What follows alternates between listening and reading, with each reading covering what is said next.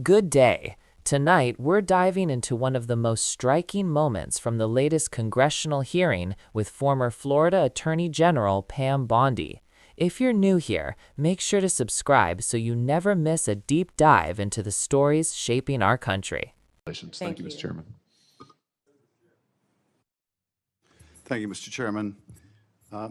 Ms. Bondi, as you know, the Supreme Court in Trump versus United States held the president has absolute immunity to commit crimes in certain core areas of the president's responsibility. One of those core areas is the Justice Department. So in a breathtakingly dangerous and irresponsible decision, Justice Roberts and the majority held the president could commit crimes using the Department of Justice and be immune from prosecution. Justice Sotomayor correctly said this new immunity lies about like a loaded weapon. So the fear and the concern we have is that the incoming president will use that loaded weapon, that immunity, to commit crimes through the Department of Justice. And for that reason, it is all the more important that we have an attorney general who has the independence, the strength, the intestinal fortitude to say no to the president when it is necessary. So my first set of questions has to do whether you have the independence to say no when you must say no. And you can say this is hypothetical, but it is not hypothetical. So let me start with one very specific non-hypothetical. The president has said Jack Smith should go to jail. Will you investigate Jack Smith? Senator, I haven't seen the file. I haven't seen the investigation. I haven't looked at anything. It would be irresponsible of me to make a commitment regarding anything without, you're a long practicing attorney, without looking at a file. So you would need a factual predicate to open an investigation of Jack Smith, is that right? Not a summary by you sitting here. Yes, sir. And not a summary by the president either, right? Absolutely. So a summary by the president or his desire to investigate Jack Smith would not be enough for you to open an investigation of Jack Smith, is that right? I will look at the facts and evidence in any case. And sitting here today, Senator, 72% of Americans have lost faith in the Department of Justice. Sitting here today, are you aware of any factual predicate to investigate Jack Smith? Sitting here today, yes or no? Senator, I will look at the facts and the circumstances. You can't answer that question. You're not a part of the department yet. There's no worry about divulging law enforcement sensitive information. So just tell us, are you aware of a factual predicate to investigate Jack Smith? Yes or no? Senator, what I'm hearing on the news is Are you aware horrible. of Do I know if he committed a crime? I have not looked You seem reluctant to answer a simple question. Let me ask you a different simple question. The president also wants to jail Liz Cheney. Sitting here today, are you aware of any factual basis to investigate Liz Cheney? Yes or no? Senator, that's a hypothetical, and I'm not going to answer that question. No, it's not hypothetical. I'm asking you, sitting here today, whether you are aware of a factual predicate to investigate Liz Cheney. Senator, no one has asked me to investigate Liz Cheney. That is a hypothetical. The president has called for it publicly. You are aware of that, aren't you? No one has asked me to investigate. But the president Liz. We're also worried about Liz Cheney, Senator. The president has You know what called we for should be worried about? Ms. Bondi, please answer my questions. California right now You are is aware, through the roof. Ms. Bondi, Your robberies are 87% higher than the national average. My question is this. That's what I want to be focused on, Senator. Do you have the power to say no to the president? And what you're suggesting today by your non-answer is you don't have the independence to say no to the president. So let me ask you a different question. It also requires you, if you're going to be a good attorney general, to be able to tell hard truths to the president. So my questions now are, can you tell hard truths to the president? So let me start with an easy truth that you could speak to the president.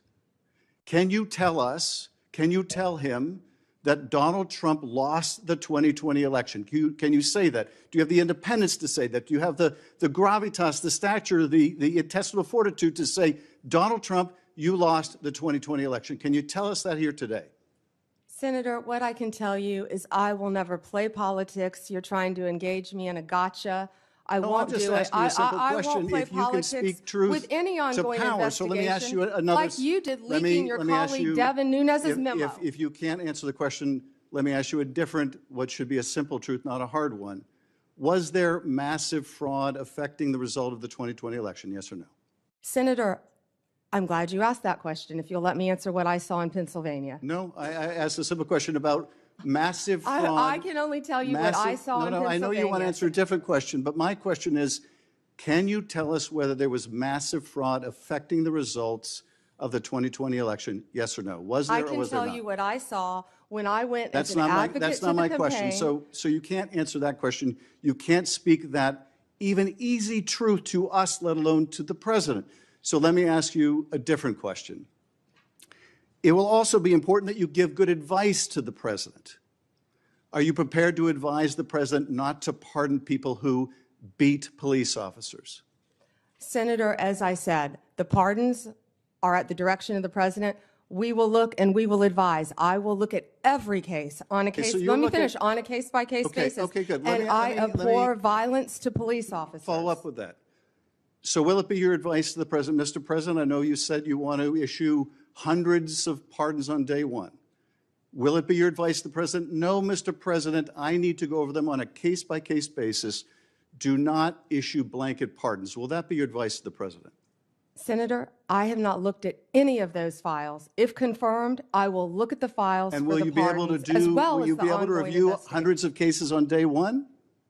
I will look at every file I am Of course asked you to won't. look So at. will you advise the Hey, president? can I will answer you- the question? Well, my question I is- would have plenty of staff. You said, of course you want. You'll be able to review Listen, I'm hundreds not of going to cases on the first day? mislead this body nor you.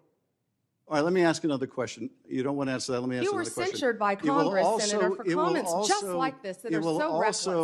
It will also be important for you to be able to preserve the records, the evidence of the department. Are you ready to commit that none of the evidence in the January 6th investigation will be destroyed under your watch? Senator, I will follow the law. I will consult with ethical officials in the Do you department. see any ethical basis to destroy evidence in the January 6th investigation? Then why can't you answer the question? Why can't you say, I commit to this committee, we will never destroy the evidence in the January 6th investigation? Why can't you give this committee and the American people that assurance? Are you frightened because evidence was destroyed against President Trump that was false? Is that why you're Why do frightened you now? have I can't difficulty? believe this is even. Why do you have difficulty answering that question? I can't believe Why do you you're have asking such a difficulty? question. Why do you have difficulty promising to preserve evidence at the Department of Justice? Why is that a difficult question? I will follow the law. It shouldn't be a difficult question. Thank you, Mr. Chairman. Ms. Bondi, I know that you are pleased that we are moving to the end of round one, and we appreciate your being here. During the hearing, a key concern was raised about presidential immunity and the potential power of the Justice Department. Lawmakers referenced the Supreme Court's decision in Trump versus United States, which held that the president can have absolute immunity from prosecution in certain core areas of presidential responsibility.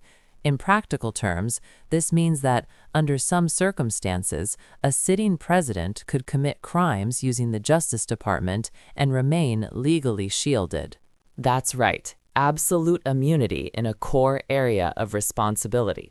One senator, in a moment that grabbed a lot of attention, described this kind of immunity as a loaded weapon, warning that an incoming president could exploit this authority if left unchecked.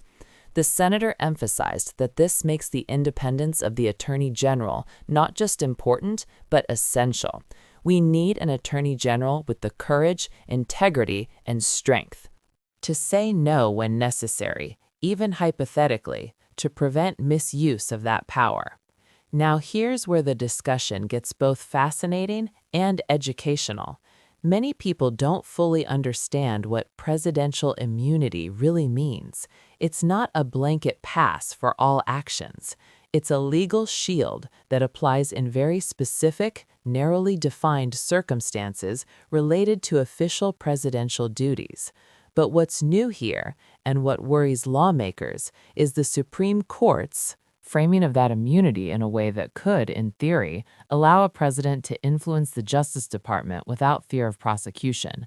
This is why independence and accountability in the Department of Justice are being highlighted as critical for our democracy. Pam Bondi was asked whether she would have the independence to push back against the president if needed. She was careful to frame her answer as hypothetical, but the line of questioning underscored a larger concern about checks and balances and the vital role of the Attorney General as a safeguard for the rule of law. For viewers at home, this isn't just legal theory, it's a real lesson in how the three branches of government are supposed to interact. It's a reminder that the justice system depends not just on laws, but on the courage of the individuals enforcing them to act without fear or favoritism. If you're finding this breakdown helpful, hit that subscribe button so you can stay informed about the hearings and the legal debates that impact us all.